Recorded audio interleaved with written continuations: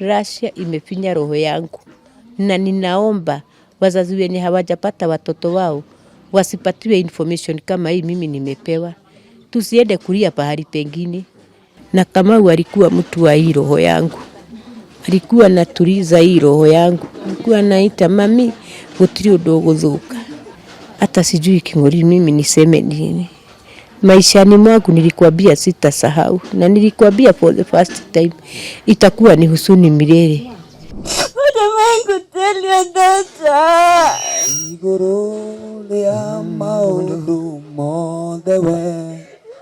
Tuko family, we've been keeping tabs on Kenyan families whose relatives are fighting in Russia.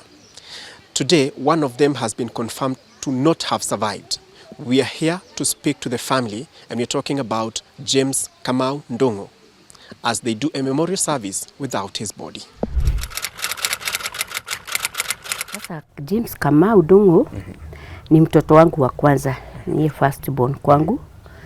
Na Kamau alikuwa vijana wale wapole sana. Hakuwa na mambo mingi.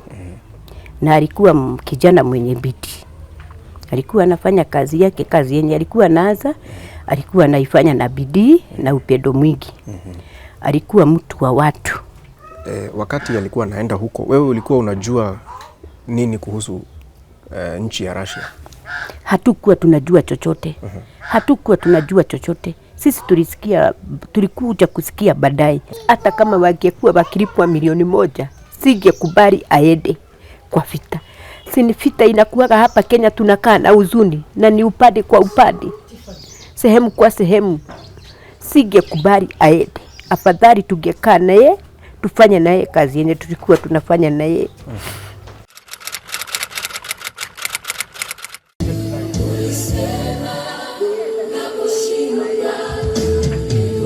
Pole sana mam.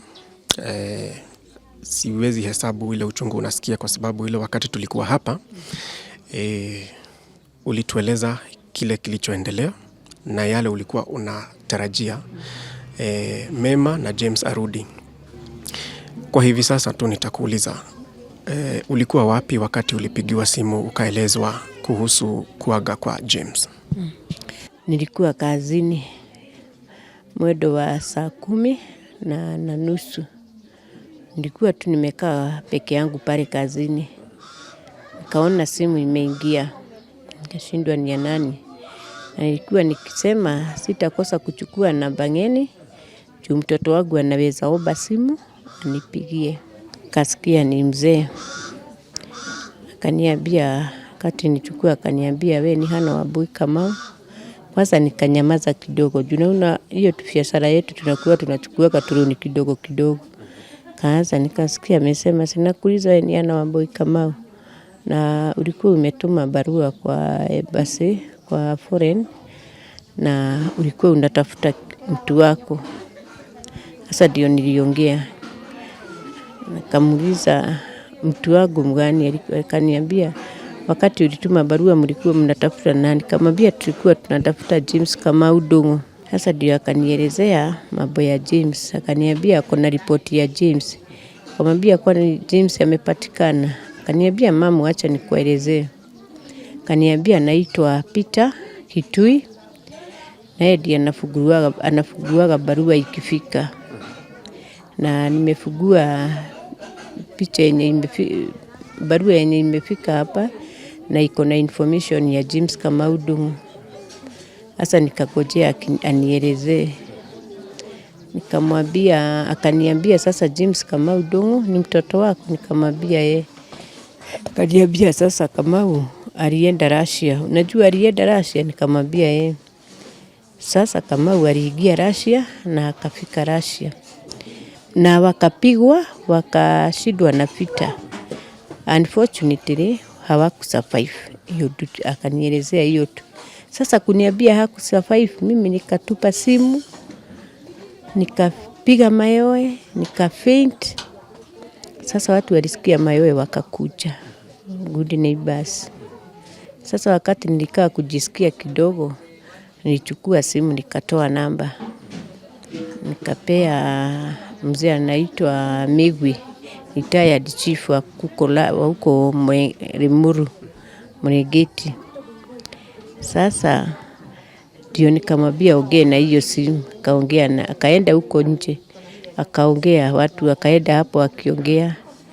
Sasa wakajadiliana wakiwa na hapo, wakakuja wakasema hiyo ni simu ya uongo. Hakuna mtu anaweza kupigia mtu simu na unatoa. Huyo Peter alikuwa ameniambia wakati alinipigia, uko pahali peke yako? Nikamwambia peke yako kabisa. Nikamwambia tukiongea naye ananiambia, na ninasikia movement, wewe tafuta pahali ukae peke yako. Nikamwambia hata pahali niko kulikuwa kumeingia kabaridi. Sasa wazee wenye wanakazi enda kazini kwetu, wazee wenye wanakaga hapo sasa walikuwa wanaenda mmoja kwa mmoja, nilikuwa peke yangu. Akaniambia nataka ukae pahali peke yako. Sasa wakati niliwaelezea hivyo hao neighbors, tukajadiliana hii ni simu ya mkora. Mtu anaweza kuambiwa mambo ya kifo na anaambiwa akae peke yake na hajui kama uko kwa barabara ama uko wapi. Tukajadiliana ni mambo ya uongo. Wakamau usiambie bibi ya Kamau, usiambie hata mtu wa nyumbani, kwanza uchuguze hiyo mambo. Haya, huyo Muturi akakuja, alikuwa mazoezi, akapigiwa simu akakuja. Akaelezewa vile kumeda. Muturi tu alifuga duka yote, akafuga wenye tulikuwa ndani tukabaki tukaomba. Sasa mimi nikajisikia na nikasikia kweli tulikuwa tumeambiwa kuna wakora wanatutafuta na tutafuatwa na tutaulizwa ma information yetu na tuitizwe ma dokumenti zetu tudanganywe. Hiyo ndio inaendelea Kenya. Sasa tukajadiliana hiyo ni uongo. Tukasemeshana na Muturi juu huyu Margaret, my daughter, alikuwa ameitwa na Foko Africa, walikuwa wametengeneza komiti hata ya hii murugano ilikuwa jana. Alikuwa huko kwa Foko. Nikamuelezea hiyo mambo, akaniambia mama, juu kesho nitaenda kwa Foko Africa, nikimaliza nitaingia ofisi huko. Sasa wakachelewa, hawakuingia. Tukaambiana na Muturi amkie mapema aende. Na mimi nikarudi hapa nyumbani. Asubuhi ya Wednesday nikaamka, nikachemsha maji, nikakaa chini kumeza na sukari, pressure na kunywa hiyo dawa. Tangu Kamau aende hiyo ilinishika. Nilikuwa nakunywa dawa. Muturi akanipigia, akaniambia mama umetoka? Nikamwambia wewe umetoka, sio ulikuwa unaenda Nairobi na mimi nakuja kazini. Muturi akaniambia no mama, siendi peke yangu, sikuachi na tutaenda. Na nikaanza kutetemeka. Muturi akaniambia tunaenda na wewe na sikuachi, sitaenda. Nihurumie tu Muturi, uende peke yako, ile utaambiwa nitakubali. Muturi akasema nitakukujia mpaka huko. Mimi nitatoroka hapa na sitaingia kazini, hutanipata. Tukajadiliana hivi na Muturi. Sasa nikanyamaza, nikasema si ni mtoto wangu, wacha tu nioge. Kaoga haraka. Tani nikafungua mlango, nikatoka, nikaelezea mama nimeenda Nairobi shughuli ya Kamau. Tukakutana na Muturi kwa bila. Sasa lakini wakati Muturi alikuja, pale aliniambia nisimame. Wakakuja na neighbor mwingine hapo kazini wakiwa na gari yake, anaitwa Kim wa Modern Hotel. Nikaona huyu Ruth. Nikaona kwa nini Kimani ametupeleka Nairobi na tunaenda na gari za barabara na Ruth ako hapa. Kuingia kwa gari machozi. Kaambiwa wimbo hii inasemaga yanahinyomiriria ngoro. Nikaiba na roho na machozi mpaka huko kwa foreign. Dada yangu alikuwa amepigiwa na Muturi atoke huko Joska tukutane na yeye, hata sikuwa najua. Lakini nikaona Muturi alikuwa amepiga simu na akaarifiwa kila kitu. Sasa tulikuwa hapa, tukatukaribisha, tukaingia. Sasa tukakaa kwa meza. Sasa ndio tuliintroduce. Sasa akatuambia sasa ni wao wametuita.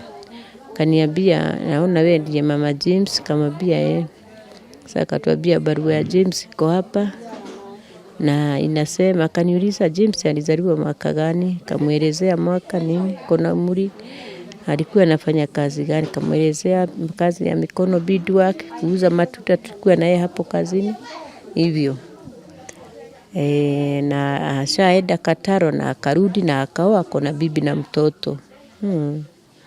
So wakaniambia sasa James Kamau alifika Russia vile tu alikuwa ameniambia na akakonfirm hiyo namba ni ya huko. Ati ya ofisi ilikuwa imeharibika juu hiyo Peter alinipigia na simu yake. Na hiyo ndio information ya James, tuko na yeye. James alishindwa na Peter na akaenda hivyo. Sasa hiyo tena ilikuwa baya. Tami my sister hakuwa amefika, nilistuka akinipea pumzi. Ai, mambo mazito aki bwana aki. Mambo mazito. Mungu tuhurumie, Mungu wangu. Sasa ndio tulikaa huko, nikapata kajisikia, kapelekwa kwa gari, makarudi kwa ofisi. Hao dada yangu na Muturi na huyu Ruth na huyo Kim. Sasa akaelezewa hiyo ndio hivyo, na kama huyu amefariki this February. Na my sister akakataa, akamwambia James February kutoka mwezi wa 6 angetafuta simu. Anapenda bibi yake na mama yake sana, angetafuta simu hawapi na mtoto wake tena. My sister akawa na amekataa, akakataa. Sasa wakauliza maswali, wakaambiwa juu niko in bad condition, nikipata good condition tukuje, nikipata good condition turudi. Sasa ndio tukakuja hapa, tukatafuta mtu wa kukaa na mama, tumeleza akiwa na watu walikuwa kwa ushirika, watu wakakuja. Sasa mama, hata mama kati aliniona ndio, kwa nini wakamau, kwani uwe mgonjwa ni nini? Mama yenye aliomba. Sasa ndio akaelezea mama akipitia kwa maombi. Sasa hapa watu wote ni mayoe kufaint nini. Haya, hiyo siku ikaisha hivyo. Tukakaa na machozi na nini. Tukarudi Friday. Wakati tulirudi Friday, sasa tukasema bibi ya Kamau ni lazima aende asikie na masikio yake. Bwana ya my daughter ni lazima aende asikie na masikio yake, hawakuwa wanaamini. Sasa tukaenda na wao. Tukaenda tena huko, tukawaulizia hiyo tu maswali. Sasa ndio walituambia tusigojee mwili, ni 50-50.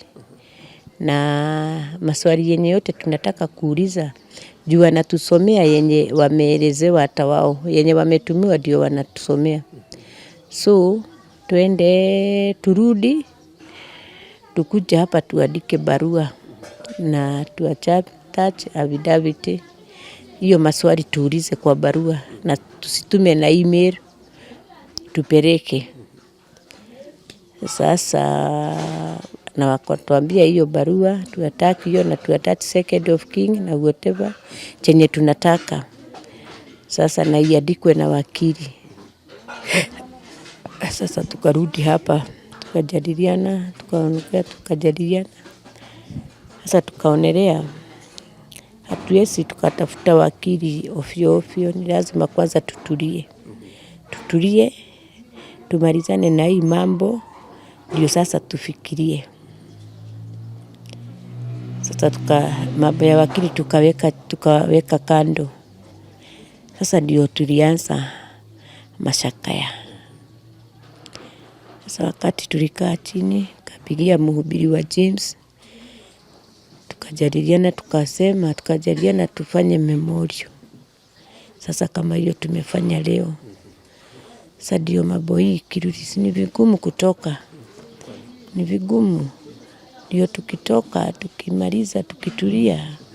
Sasa ndio tuanze na wakili. Tuko na mzigo. Tena mimi niko na mzigo.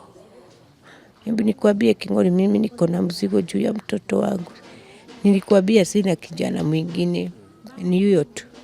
Na Kamau alikuwa mtu wa hii roho yangu. Alikuwa anatuliza hii roho yangu. Alikuwa anaita mami, gutiri undu guthuka. Mtoto wa watu, sio wazee, si watoto, si nani. Alikuwa mtoto wa watu. Pale kazini, kuheshimu watu wote kulingana na umri wako. Mtoto hakuwa na shida yoyote. Hakuwa mwenye pombe, hata hajawahi kunywa pombe, hajawahi futa sigara. Alikuwa mtu wa kanisa. Si unajua vijana wengi wamepotea hata kwa bagi na nini. Huyo alikuwa anawaombea.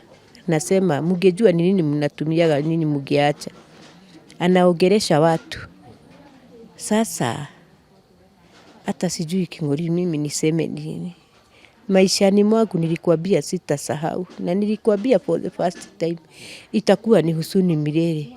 Mambo inafanyikaga, lakini ile tumefanya leo, sitaenda kwa kaburi yake, mtoto wake sitamuonyesha kaburi ya baba yake. Nitaelezea huyo mtoto nini, nitasema nini kuhusu James.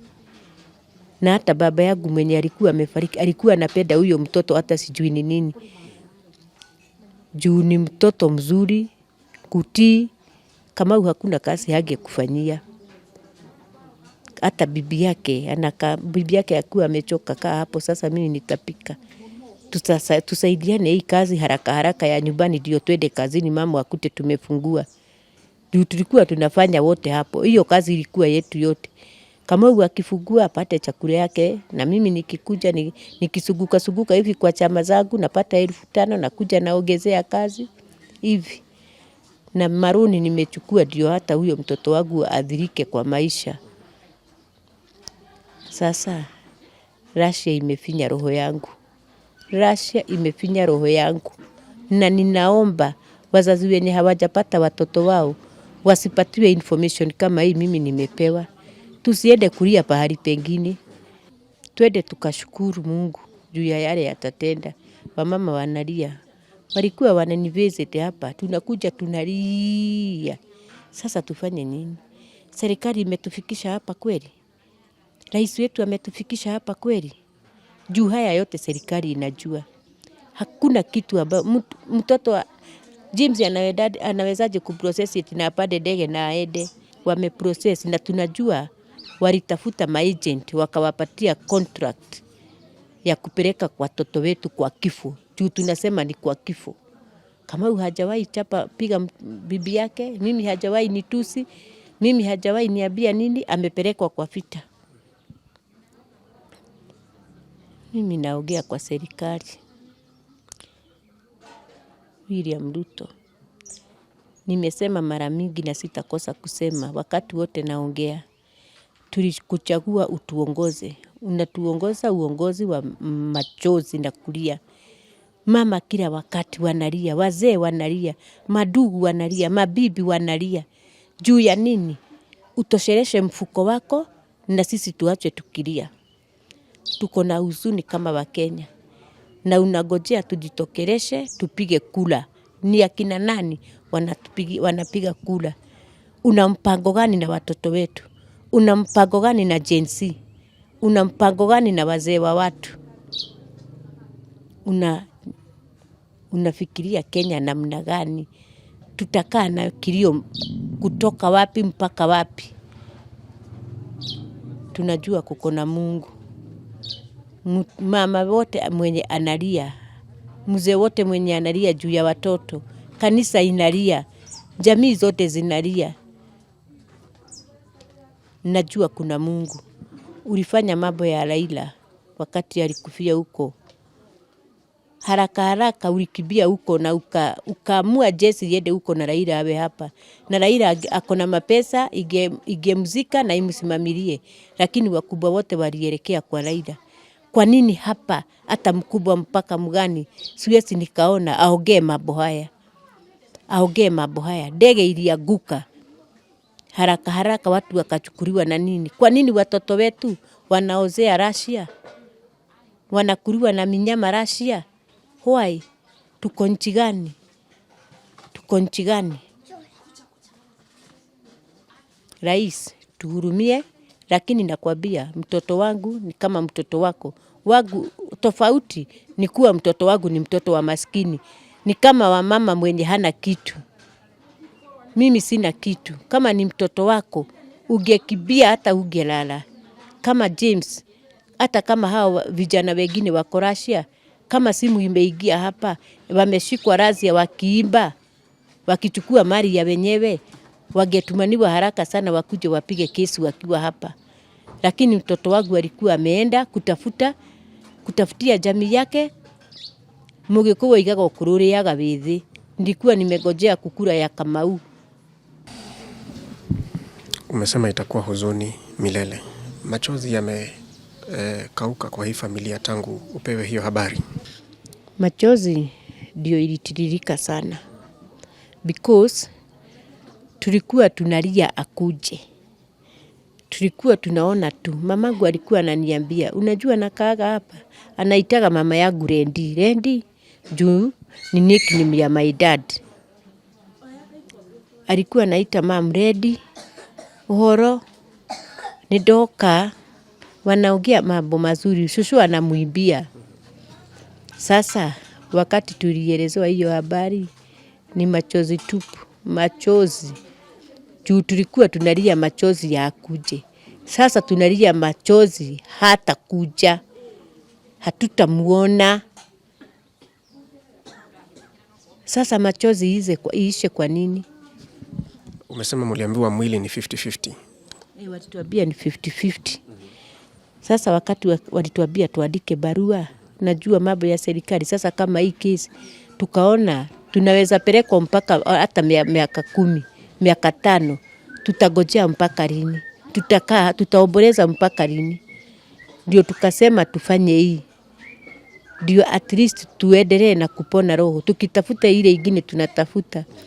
Tuwe tumetulia roho na tuwe tukijua kama vile walituambia sio ukweli, ukweli itajileta. Yeah.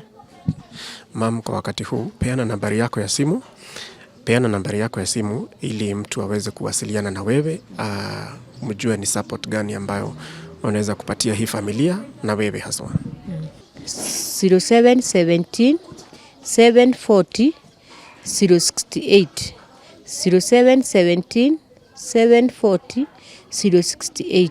Jina ni Hana Wambui Kamau. Yeah. Pole sana mam, na sisi hatuna maneno ambayo tunaweza kuwapa ya kuwatuliza, lakini tunaomba tu Mungu awape amani yake ambayo wanadamu hawawezi wakaielewa.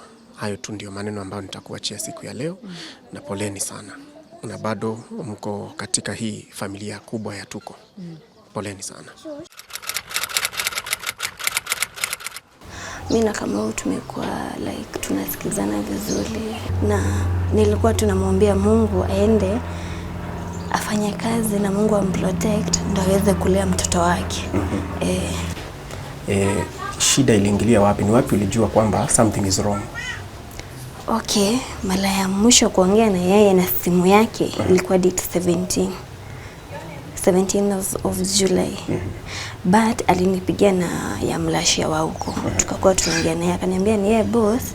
Tunaongea mara ya mwisho alinitumia voice note. Akaniambia Jane, usiwali, niko poa na wapenda na uchunge mtoto wangu, naweza enda off but hakuna net. Hivyo ndio aliniambia mara ya mwisho date 27th of July.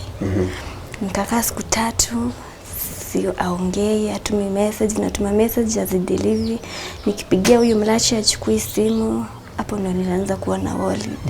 Juu kama si ule mtu, ni ule mtu anataka kuona mtoto wake kila siku, anataka kuona familia yake. Yeah. Ulijua aje kuhusu kwamba wako vitani? Alinitumia picha. Yeah. Alinitumia picha zake akiwa na uniform na ameshika gun. Kwanza hiyo siku nililia sana, tulilia tukiwa na mamake. Juu alinitumia tukiwa kwa job, nikuonyesha mama, tukalia kwa kazi. It was hard to us. Sorry. Really hard. Juu huku najua huyu mtu ameenda vita ama ameenda nini. It was hard. Tulikaa kwa kazi, tukaomba, tukalia, mama akanivumilia. Yeah. Jane, kwanza pole sana because of the news that you have received as a family. Na ile wakati mwingine tulikuwa hapa, we talked about your expectations, your hope, but now you have a different kind of news. Hebu nieleze ulikuwa wapi ukielezwa kuhusu confirmation ama kuaga kwa James? Mimi nilikuwa kwangu. It was on Wednesday. No, Monday. No, Wednesday. I'm sorry. Nikapigiwa simu na Mutuli, akaniambia nikuje, madhe amegonjeka, tumpeleke hosi. hata niliacha mtoto kwa nyumba nikatoka mbio mbio venye tu nilikuwa. Kufika Nyambare, Mutuli akakuja na gari. Akaniambia madhe amesema akiwa ati alikuwa Kenyatta Hospital. Madhe amesema twende huko tukuje Ndeia tuchukue shosho twende hadi na shosho. So tukakuja. Kufika kwa nyumba napata watu wamejaa kwa nyumba. Watu wengi na shosho alikuwa analia. I was like, nini na happen? Wakasema tuombe. Shosho akasimama, another shosho akasimama aombeshe. So in that process, kwa maombi ndo nilijua.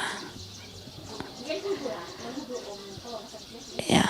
In fact, nikiingia after nimeona reaction ya shosho na nimeambiwa mama kwa Kenyatta usitake kujua kenye kilikuja kwa head. Nilidhani ni mama. But kwa maombi ndo nilikuja kujua bwanangu ndo hayuko. What was your first reaction and how did you take that information? I cried. Nililia nikashout kokote. Na nikiwaambia ni uongo. Nililia kokote nikishout ni uongo, ni uongo. Nilikuwa nawaita na majina nikiwaambia kama wangu hawezi kuwa amekufa. Kama is alive. Mbona nani amesema? Iko wapi proof? Iko wapi mwili yake? Ama iko wapi badge? Iko wapi nini? After wameona nimekuwa mbaya at a point hata nilikuwa nataka nitoke niende. Wakasema kwanza nitulie, wakatulia wakanielezea wakaniambia. Nikawaambia mimi sikubali, lazima mnipeleke kwa Foreign Affairs. Huko kwenye mlipolewa hizo story, niende niulize maswali zangu. First of all, mnaniambia kama huyu hayuko, iko wapi mwili yake? Mnaniambia kama huyu hayuko, how did you prove ni yeye? Na kama hamletei mwili na kama sitaona mwili na sitaona badge, sitaona nini, nyinyi mlijua je ni yeye? Niliwauliza swali mingi na wakaniambia twende kwa Foreign Affairs ndio watajibu all my questions. Now mkaanza kupanga vile mtafanya memorial service. Today was a very emotional day for you and your mom, the family, and you moved people to tears. Wakati ulikuwa unasema mtoto anaangalia t-shirt anamuita daddy, what was coming to your mind? That question is tricky. Nilikuwa na feel baya, machozi na tili natoka yenyewe. Juu tumekaa na mtoto anaona hii, anaita daddy. Anaita na daddy. Tuseme hata ni ukweli hayuko wenye kutakuwa. Mtoto juu ana grow, atauliza babake yako wapi. Kingoli on a serious note, si ati ni kumzika tumemzika nitakuja nimwambie hii ni balio babako alizikwa hapa. This difficult na different situation. Na Amanda nitakuwa naambia mtoto wake aje. Juu nimekwambia naangalia anaita daddy. Anaita daddy. Nitakuwa namwambia aje babako alienda alifanya nini? It's so painful. Very very painful. When tulikuwa na wewe last time ulituambia akuje vile yako. As at now, kulingana na ile information mulipatiwa, it is 50-50. His body may come or may not. Where does that put you as a spouse? Inanitoanisha kabisa. Mimi naweza tuomba serikali ama hata uko Russia wanipea ID yake. ID kama hakuna mwili juu they are saying ati mwili fana haiwezi, lakini nini mifupa wa nini haiwezi. Mifupa wanaweza tuletea, tunaweza izika, tutafanya DNA. Kama hakuna hizo watupia ID. Wakienda huko kwa vita wao wanachukuliwa ID na passport. Watupia ID ama passport ama nguo zake ama hiyo badge. Juu tutaandika barua hata hiyo badge watupee, itakuwa poa kwa sisi.